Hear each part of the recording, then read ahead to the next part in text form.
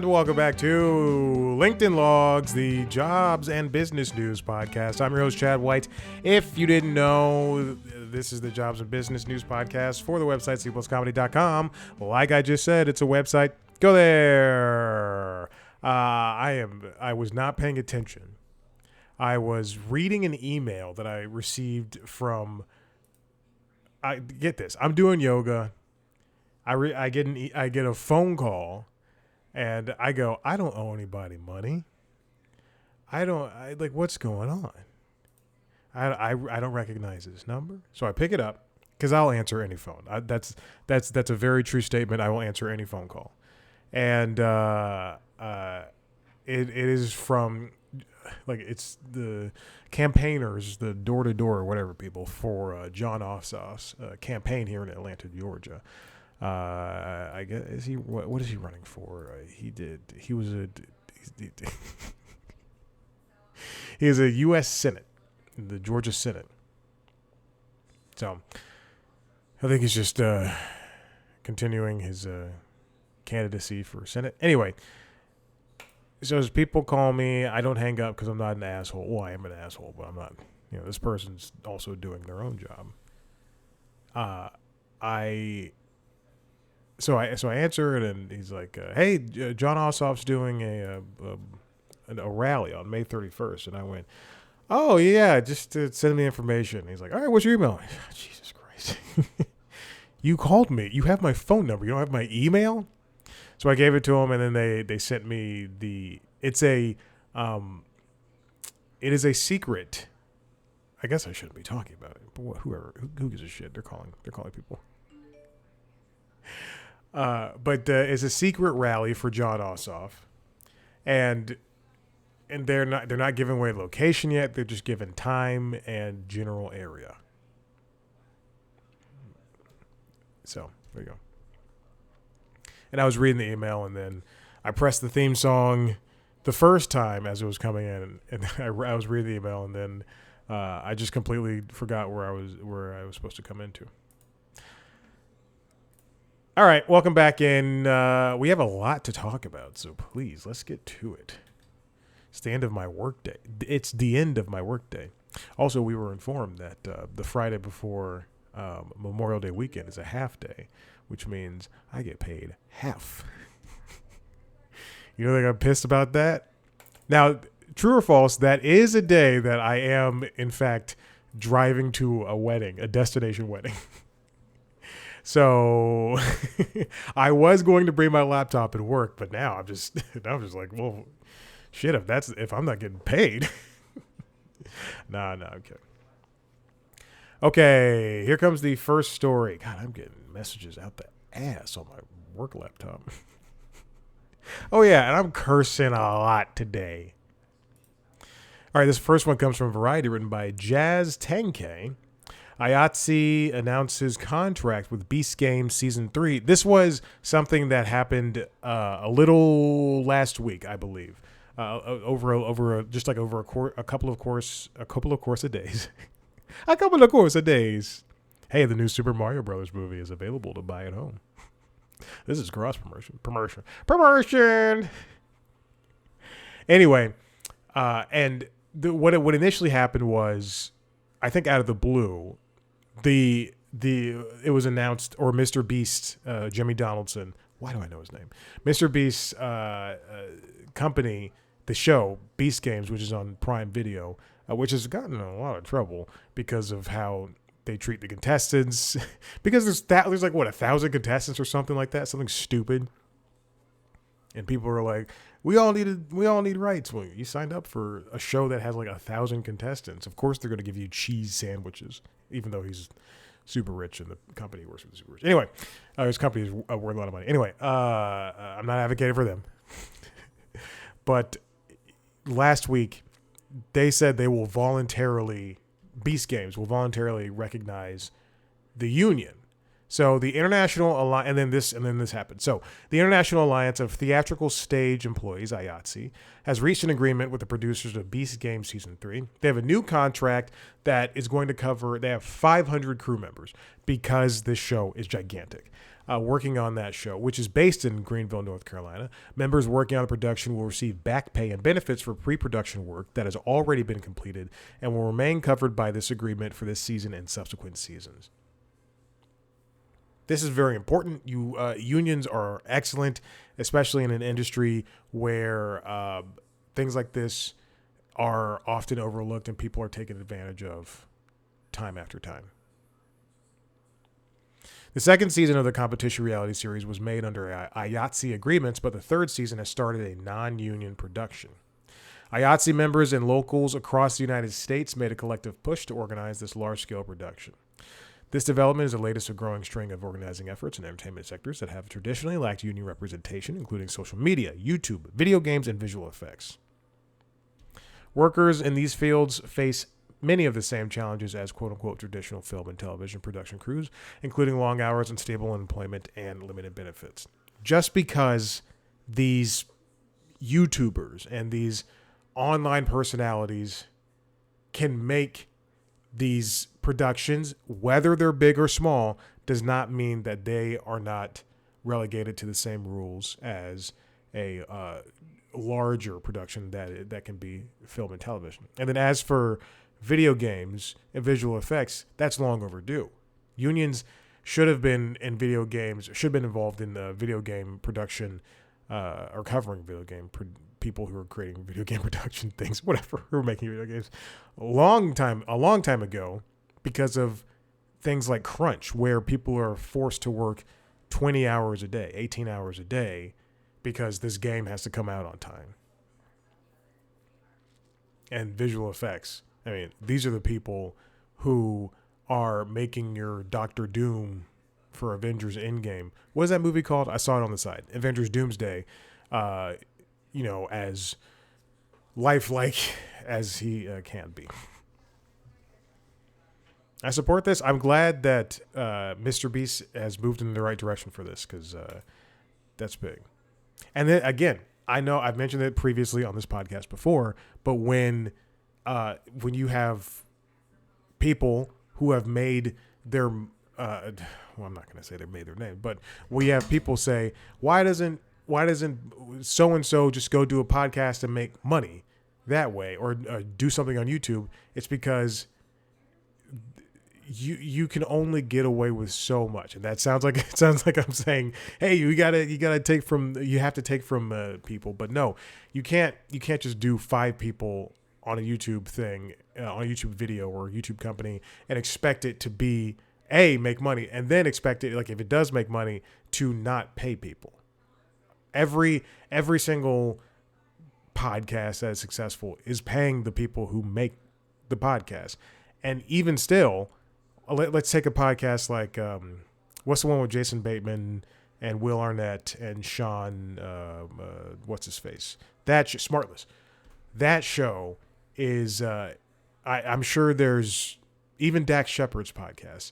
I'm sure both of those podcasts, it may seem like there's 4 or 5 people working on it, but I'm sure there's at least 10 each. Socials, PR, producers, all this stuff. There's probably between 10 and 20 people for both podcasts, and they can say their teams are small and nimble, but those people are still getting paid. All right. Although I'm sure, for in Smartless's case, because they're on Spotify, what's it called? SiriusXM. Because they're on SiriusXM, I'm sure they offload some stuff to SiriusXM. All right.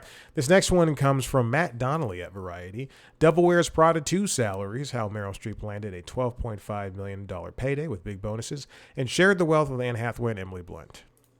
When Devil Wears Prada 1 came out, Anne Hathaway was an up-and-coming star.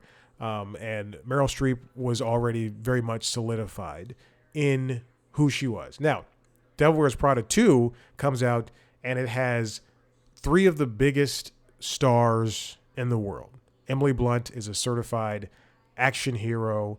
Anne Hathaway has proven her voice is one worth hearing, both speaking and in song. Mother Mary. And then Meryl Streep is Meryl Streep. This movie was going to be big no matter what. Devil Wears Prada 2.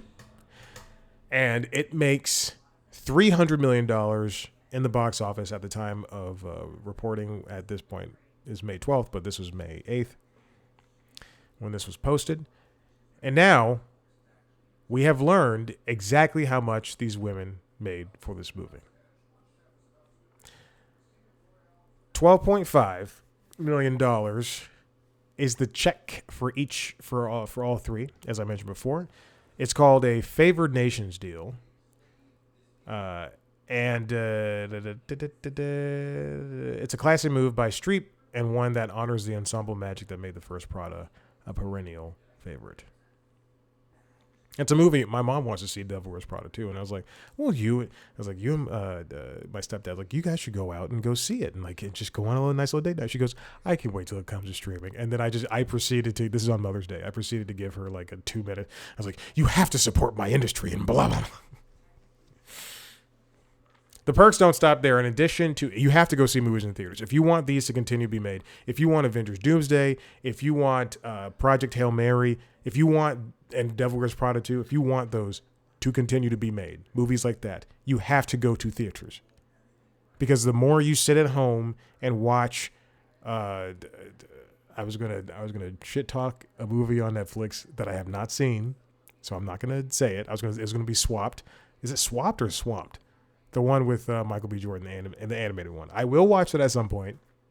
But if you can sit at home and watch those, and those will be made indefinitely.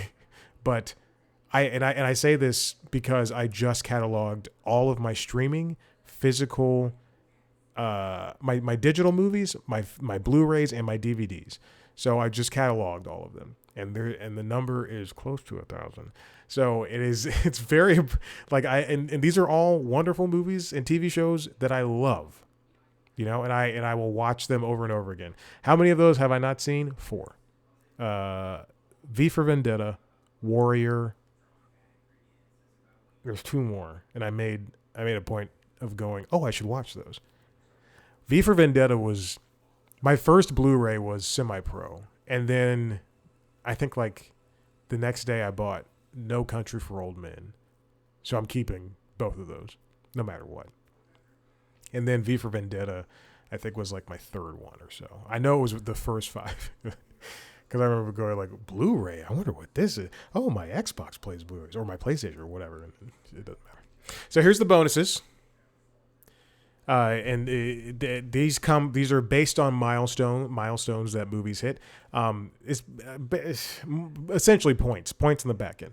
If a movie does well, then and it hits, it surpassed $500 million, and I'm just making that number up, but surpassed $500 million, then the top stars who negotiated this, or maybe they're producers, or even the producers themselves, even the director, even the I don't know about the writer, but it says the guy who wants to be a writer, but those are they'll get bonuses in the same way that you get a bonus at work for collating facts is the most or whatever. Bonuses like these are standard for most movie stars. The sources said these incentives have already begun paying out thanks to the overwhelming response of the film. Each star could earn over $20 million, per 2 sources, if the sequel keeps packing in audiences. And that's it. That's all the pertinent information. I love it. I think it's very important that these things keep happening. With streaming, it is very possible to continue to get back in things, but it's only for the most popular things. As here, it's mentioned, Netflix compensates talent in a different fashion than the legacy studios, as they calculate what their films would have earned in theaters and tack on a quote-unquote back-end buyout to replace box office bonuses, which is not at some points, because Netflix doesn't release how many people have watched something, you might be getting stripped of the money that you deserve. You righteously deserve. And I was thinking about this while I was doing yoga a couple of minutes ago.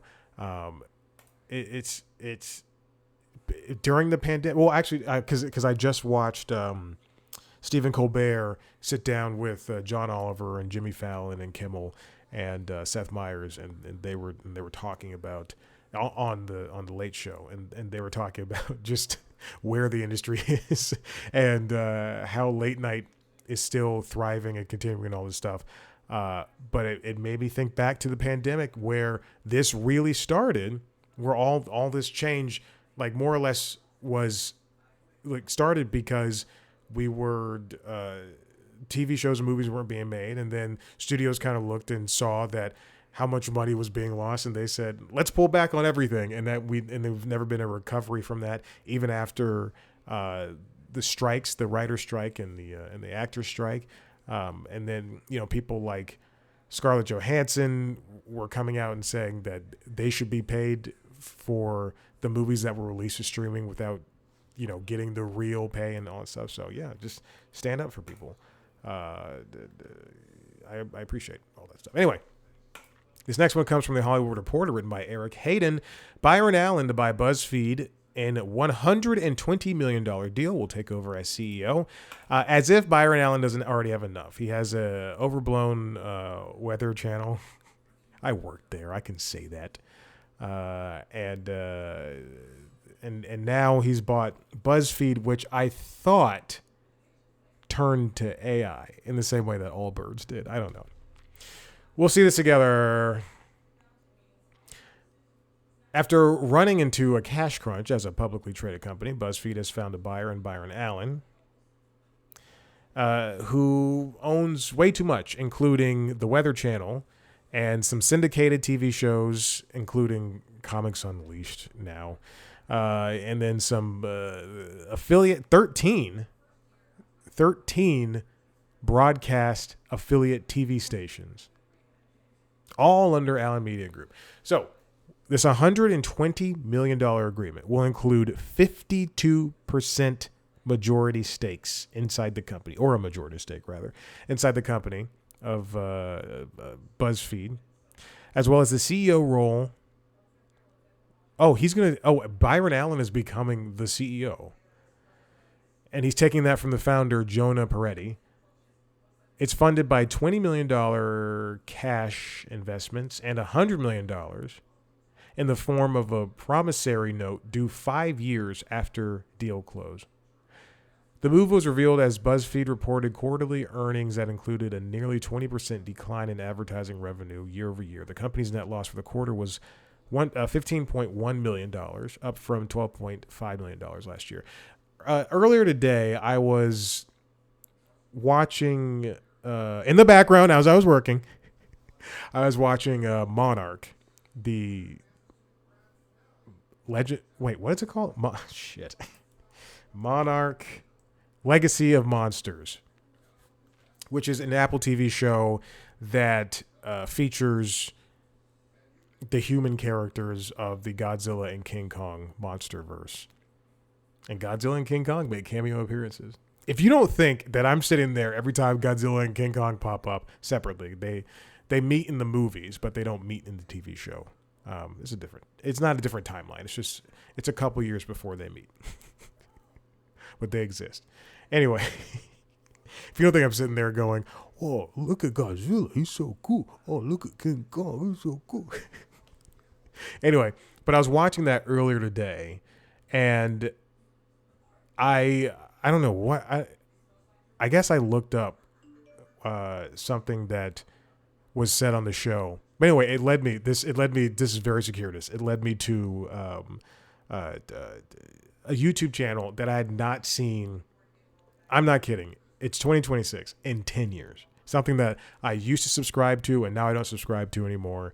And it was a movie-based channel, and I was looking through their videos in the past year, and I saw that when they used to get 1 million, 10 years ago. I've not seen this in 10 years. They used to get 1 million, and that was chump change to them. They used to get 1 million views, and now they're barely scraping by with 250 sometimes. The most recent videos had 50 and 60, and anyway. I was looking at that channel, and I was just just thinking, wow, time sure has changed, because 10 years ago, they were one of the biggest channels. And then I looked up another channel, a cooking channel that I used to like. And this person or these people are rather, I don't know if it's a team or a person, but, or am I being coy? But this person's videos don't get that many views. And then also Bon Appetit. I used to be a big fan of that. And then it was... The CEO of that company was racist. And then everybody left, and then I left too. I was like, no, thank you. Everybody working for Bon Appetit left, and I was like, I'm done. But these channels used to get millions and millions and millions of views, and that was just 10 years ago. And now they're lucky if they get a 10% of that, because their videos aren't there. I mean, they're more or less the same.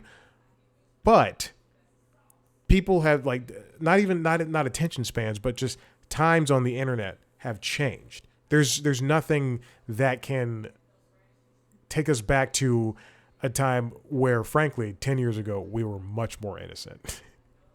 Pre-Trump as president, he was still running, but it was pre that.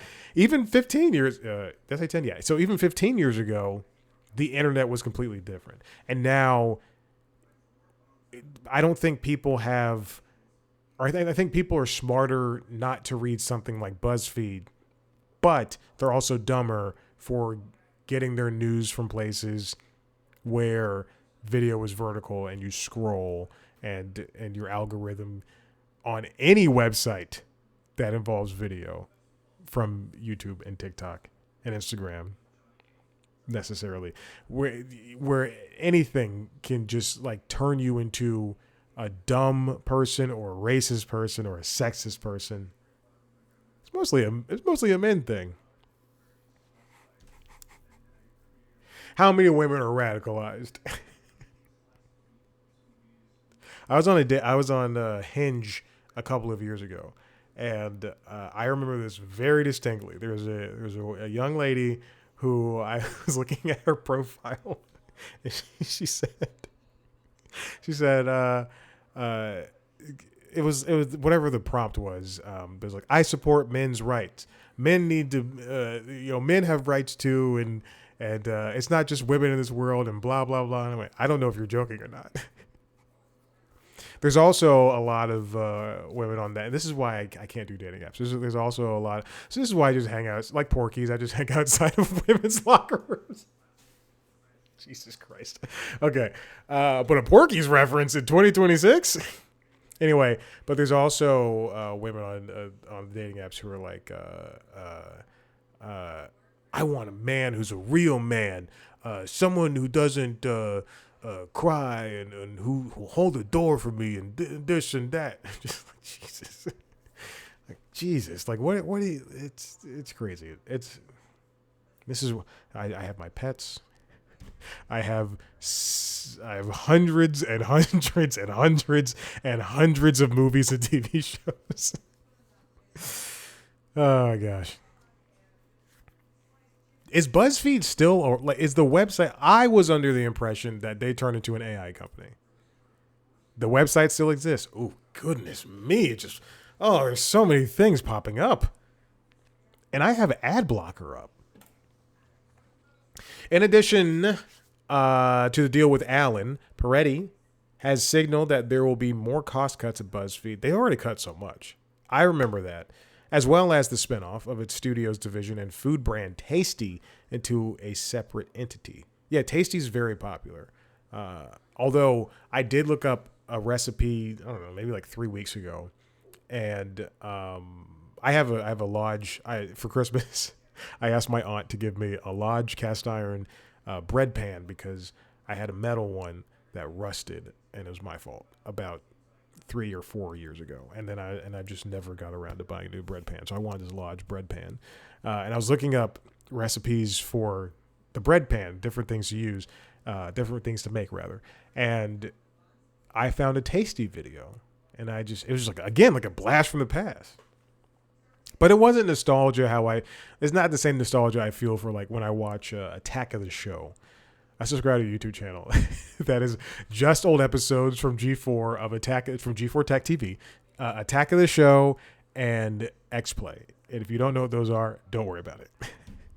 It's how you got video game news and technology news and reviews well before YouTube. It's great. Used to watch that and The Simpsons at 7 o'clock every night. Simpsons reruns. Okay, anyway.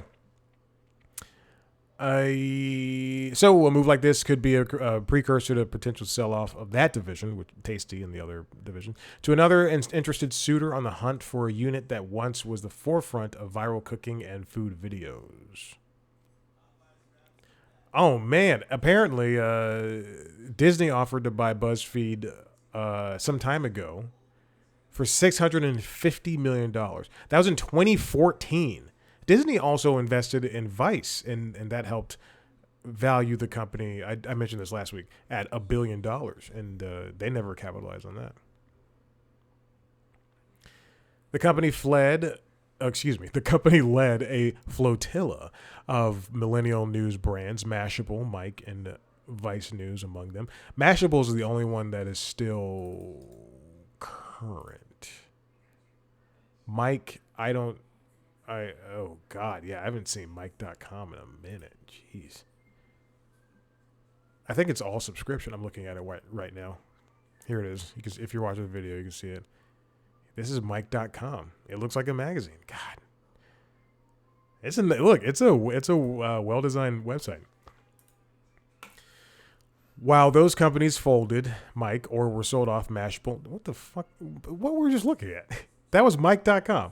Or live in a totally different form, Vice. BuzzFeed was large enough to IPO in 2021, the same year it bought Huffington Post from Verizon, I remember that, in order to scale up his business, though it languished on the NASDAQ ever since. It shuttered its once formidable news operation, BuzzFeed News, 2 years later, and since has been weighing the sale of its assets, including Tasty. I remember when BuzzFeed News they won a Pulitzer, I believe, for one article.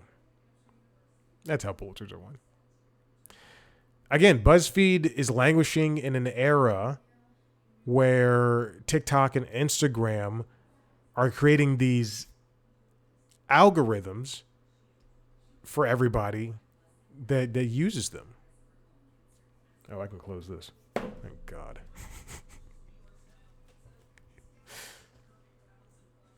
I don't know what this is for. I don't know why Byron would want this company, but HuffPost is separate from BuzzFeed, and I don't completely understand. If he's looking for a news angle, then this is what he's going to get. Although he doesn't own any news sites that I know of, or news periodicals.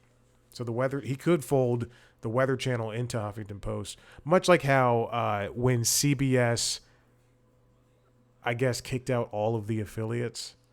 And by that I mean in Atlanta and in several other cities, if the CBS affiliate did not want to be a part of the current regime of CBS affiliate, then they can go start their own channel.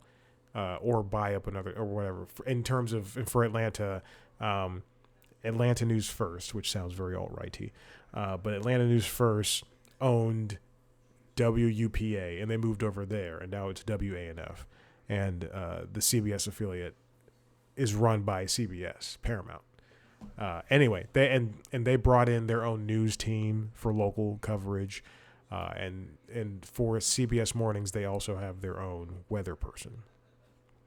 There you go. All this information in my head. All right. And finally, this comes from the Hollywood Reporter. Did I? Okay. Katie Kilkenny wrote this.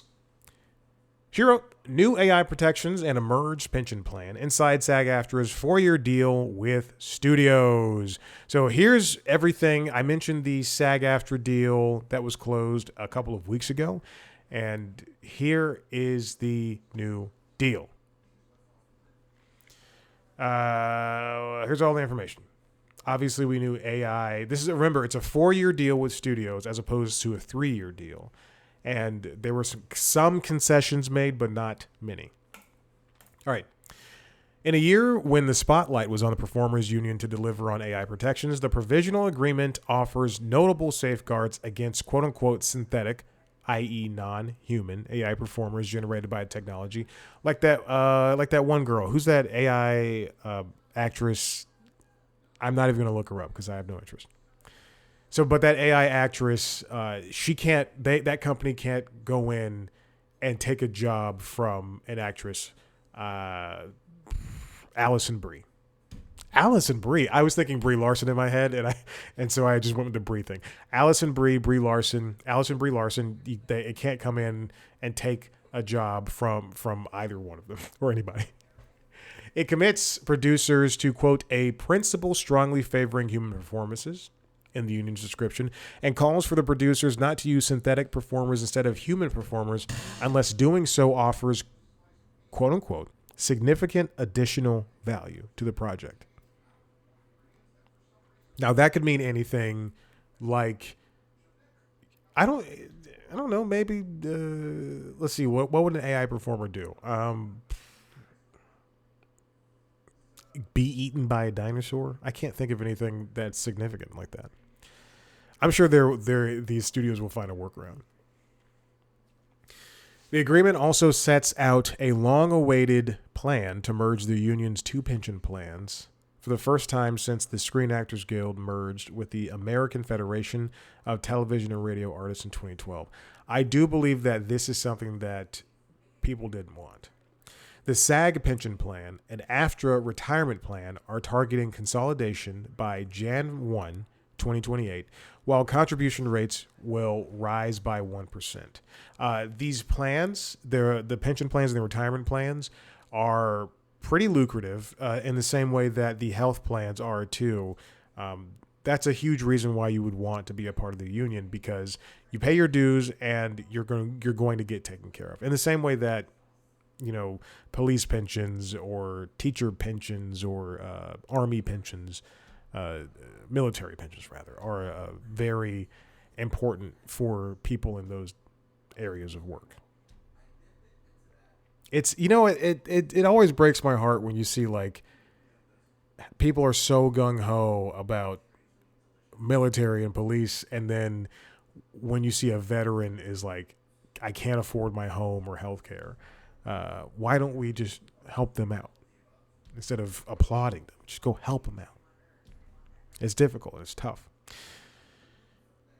These details arrived Monday after a union's national board approved the deal and sent it to members for ratification vote. The vote is going to take place between May 14th and June 4th. I'm guessing that 90% of the I'm going to guess that people are going to agree with this. The deal additionally establishes fresh guardrails for AI-created digital replicas, requiring companies to have, quote-unquote, articulable business reason. Articulable. Articulable. What's my body battery at? 26. So blame Garmin's like you are tired. I worked out for 3.5 hours this morning. 30 minutes was stretching. That's very true. I'm not joking. It wasn't all weights. It was like 90 minutes of weights and an hour and change of riding the bike. Okay. So they have to have a business reason, articulable business reason, to scan a performer and forbidding digital replicas from being used in a way that would trigger a consent request for an actor, such as crossing a picket line. Like if there was God forbid, another strike, and then there was a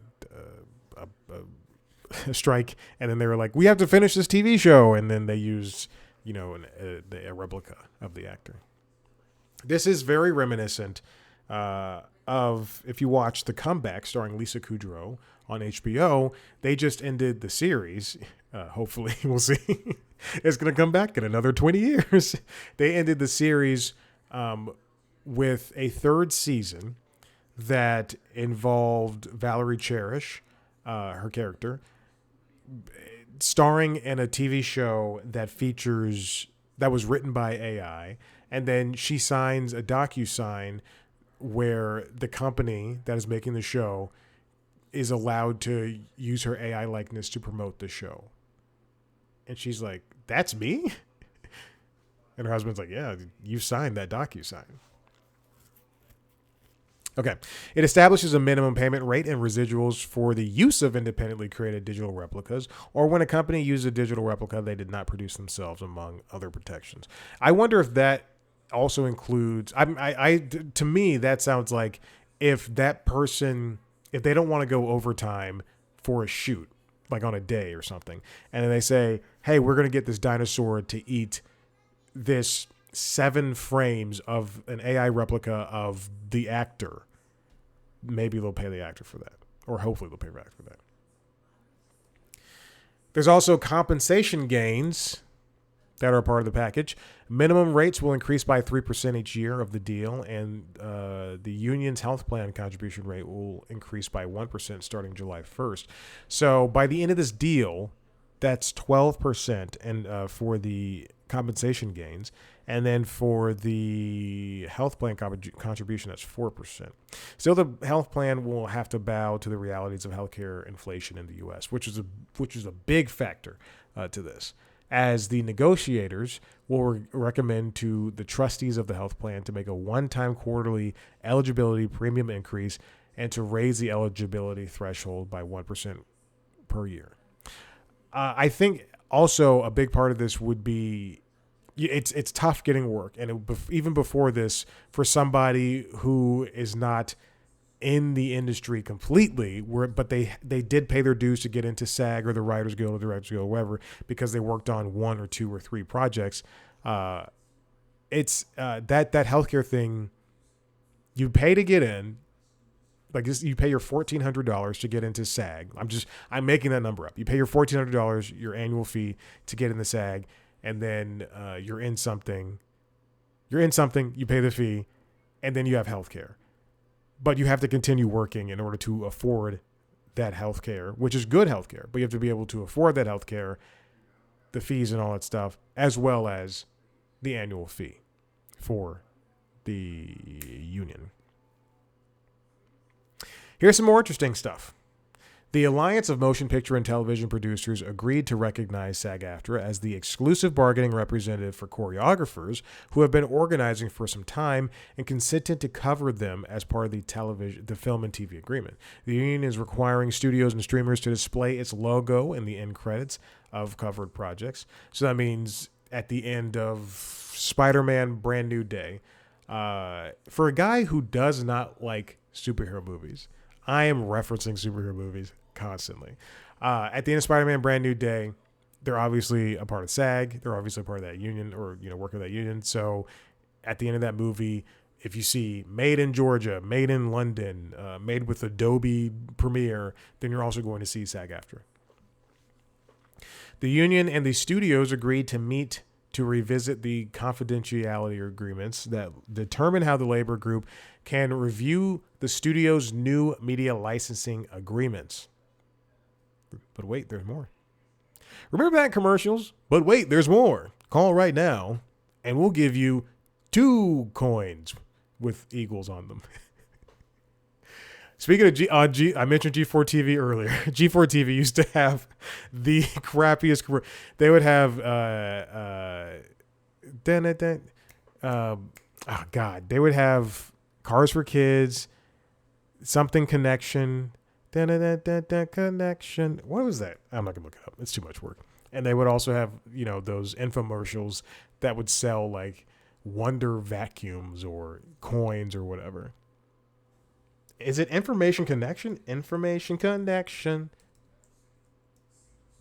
Was it Information Connection commercial? Oh, I gotta look that up. See, I said I wasn't going to do it. Education Connection. Education Connection. Oh my God. Ugh. I'm just gonna watch a bunch of commercials from the 90s and 2000s. People are out. I live next to a bar. People are out.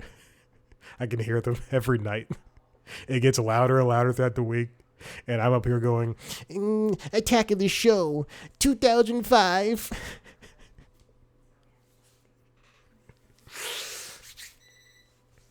My dinner's finished. For further details.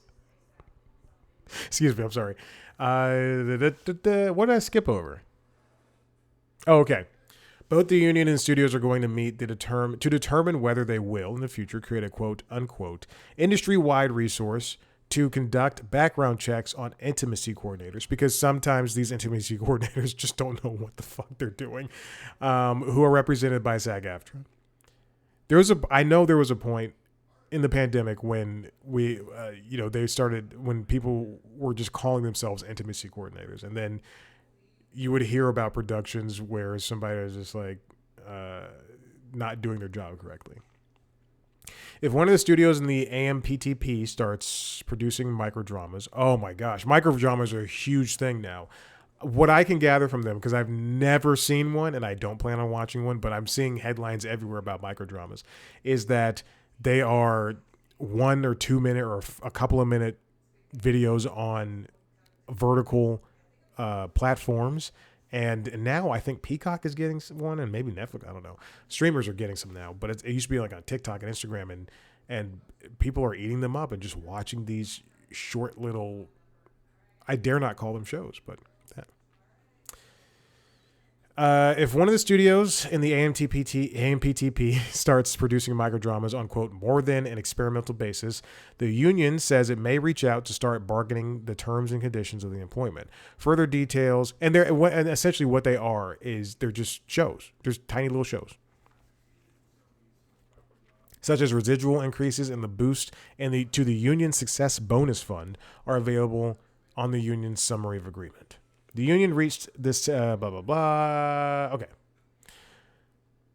it's a good deal.